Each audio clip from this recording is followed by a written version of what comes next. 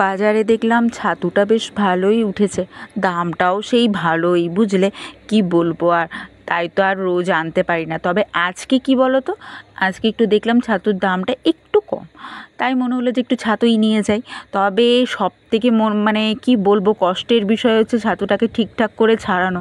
মানে আমি আনার পর মনে হয়েছে যে না আনলেই ভালো হতো বাবা, সত্যি কি কষ্টের কাজ। আর তারপর এত ধৈর্য ধরে করতে হয়, মানে সত্যি বলতে খুব কষ্টের বিষয়। আমার তো তখন আর মনে হচ্ছিলো যে রান্না করবোই না, যা আর খাবোই না, এত কষ্ট করে আমি পারলাম না, যা।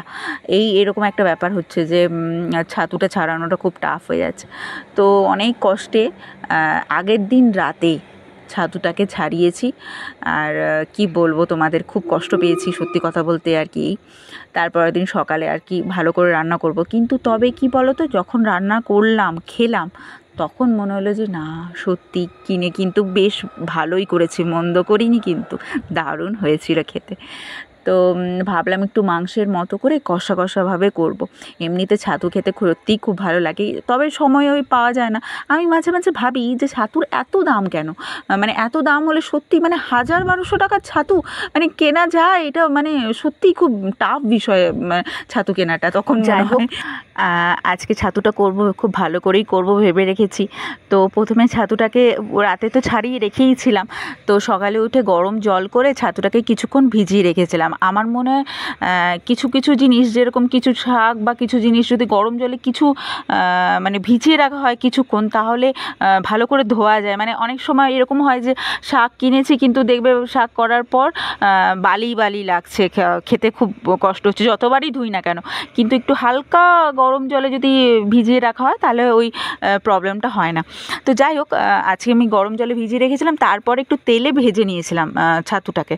আর তারপরে রান্না করলাম। তারপরে তো সিম্পল রান্না যেরকম হয় আর কি, মশলা কষিয়ে পেঁয়াজ রসুন আদা জিরা সব বেটে দিয়ে যেরকমভাবে মশলা কষিয়ে করা হয় সেরকমভাবে করেছিলাম। আর খেতে কিন্তু সত্যিই দারুণ হয়েছিল।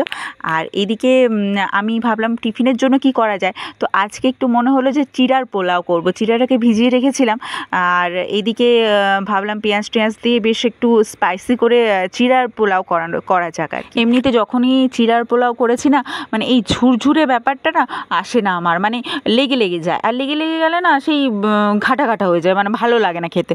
তো আজকে আমি ঠিকই করেছিলাম যে একবারে ঝুরঝুরে করেই ছাড়বো আজকে।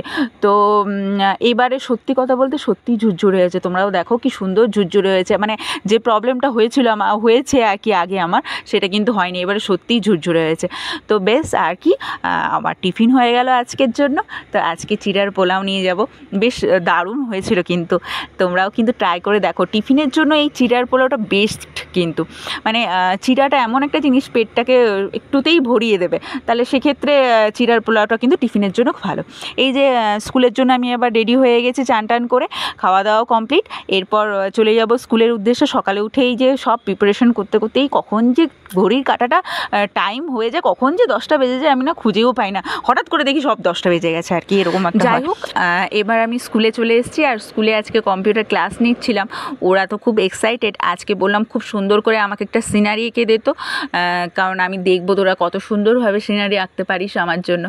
তো ওরা খুব সুন্দরভাবে ছবি টবি এঁকেছিল, এক একজন এক এক টাইপের ছবি এঁকেছিল। কি বলবো তোমাদের, তোমরা হয়তো ভিডিওতে খুব ভালো করে দেখতে পাচ্ছ না, কেউ ঘর করেছে, কেউ পাহাড় করেছে, কেউ সূর্য করেছে, সে এক অন্যরকম ব্যাপার। তো যাই হোক, এইভাবেই আমার সারাদিনটা কেটে গেল এদের সাথেই। তো চলো আজকের জন্য এইটুকুই। সবাই ভালো থেকো, সুস্থ থেকো, আর অবশ্যই আমাকে কমেন্ট করে জানিও যে তোমাদের কেমন লাগলো। আশা করি তোমাদের ভালো লেগেছে। টাটা।